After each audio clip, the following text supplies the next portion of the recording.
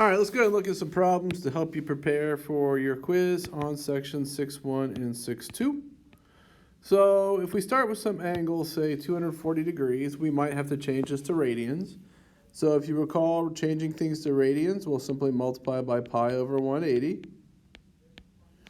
So if I do that, the degrees will cancel. So I'll get 240 over 180 pi. And then I can just clean this up. Zeros cancel. I can divide those both by 6. 24 and 18 both divide by 6. Dividing both by 6 will give me 4/3, so 4 pi over 3. B says find an angle that has the same terminal ray, some kind of coterminal angle. So remember, coterminal angles, I could simply add and subtract 360 degrees as many times as I want. Getting a different angle, but with the same terminal ray. So if I take 240, let's say, and add 360, I'll get 600. That would be fine. That's a fine answer to this. You could have taken 240 and subtracted 360. That would give me negative 120. That would have been fine. Since I had the angle in radians, I could also subtract 2 pi. Add or subtract 2 pi, because 2 pi radians is the same as 360 degrees. So if I add 2 pi, remember 2 pi with the denominator of 3 is 6 pi, so 4 pi over 3 plus 6 pi over 3 is 10 pi over 3. But 10 pi over 3 in degrees is the same as 600. So we're talking about the same thing, just depending on which one you're looking at.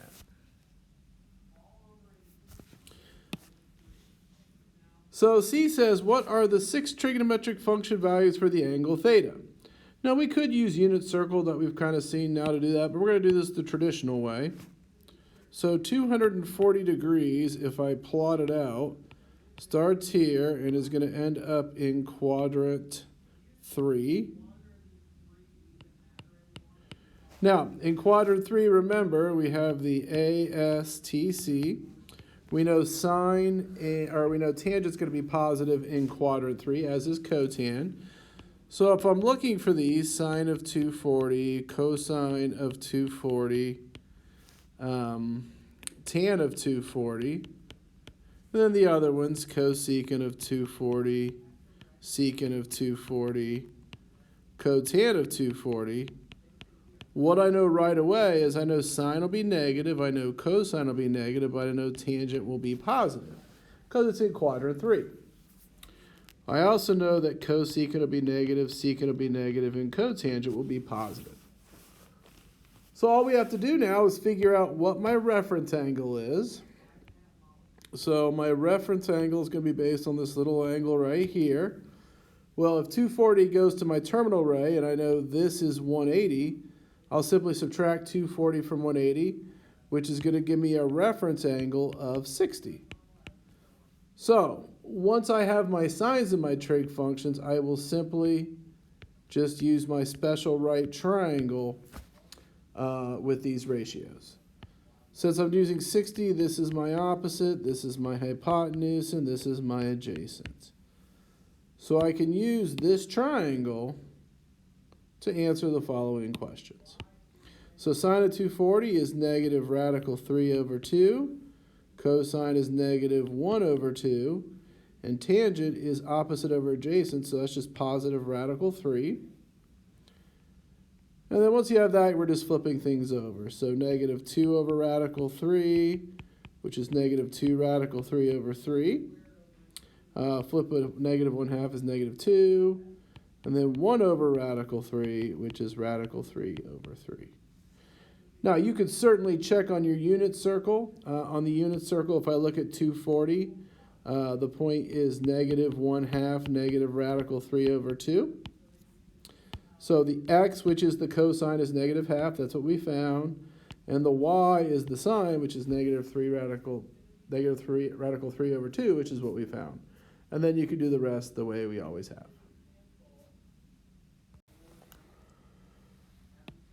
All right, if we look at number 2, it says, what values of theta with in 0 to 2 pi would sine of theta equal negative radical 3 over 2? So all I'm trying to figure out is I'm trying to find out where on the unit circle I have that y value. Well, since it's saying sine is negative, I know it has to be in quadrant 3 or quadrant 4. So you're looking at this angle or this big angle here, because in quadrants 1 or 2, sine is positive. So if I look on the unit circle, I'm trying to figure out a value where the y value is negative radical 3 over 2, because the sine is the y value. I don't honestly care what the x value is, but if I look at it, I want to try to figure out which angles have these as its y values. And if I look on my unit circle, I find that I get theta equal to pi over 3 is for this first one, or 4 pi over 3, pardon me, and 5 pi over 3 for the second one. Because if you look at the unit circle, the one that has this point is 4 pi over 3, and this one that has a y is that point. Now this one turns out to be negative half, and this one turns out to be positive half, but because I'm only looking for values where the sine is equal to that, I don't have to worry about the x value in this case.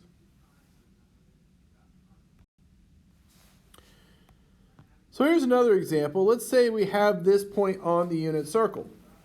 Now, this is not on a chart, obviously. This isn't on our nice chart that we have. But let's say this was on the unit circle. Then if I want to find the sine, then the sine of this mystery angle is going to be the y coordinate. So that's 2 radical 5 over 9. And the cosine is going to be the x, which is 4 over 9. Remember, x and y, cosine and sine. Tangent will be the ratio of those. So the y over the x, 9's will cancel, so we'll get negative 2 radical 5 over 4, or just negative radical 5 over 2. Now again, this is not one of the points we know. This is not a relatively known point or angle. But if we do have this angle and we have this point, we can find their trig ratios. All right, let's look at number 4. Now, number 4 is going to deal with the sines of the trig function values in the different quadrants. So it says, what quadrant has an angle theta if cotan is negative and sine is positive? So if we do our ASTC, so sine, let's talk about sine. Well, sine greater than 0, so this is meaning sine positive. Sine is positive in quadrants 1 and quadrants 2, because everything is positive in quadrant 1, and sine is positive in quadrant 2. It also says cotan is less than 0. So cotan being less than 0 or negative, well, we know tan is positive in quadrant 1 because everything is positive in quadrant 1. So cotan is negative in quadrant 2 and quadrant 4. Quadrant 4 because only cosine is positive, not quadrant 3 because tan and cotan are positive. So the quadrant where both of these are positive is simply quadrant 2. So we're just trying to figure out where both of these are true, the cotangent being less than 0 and the sine being greater than 0.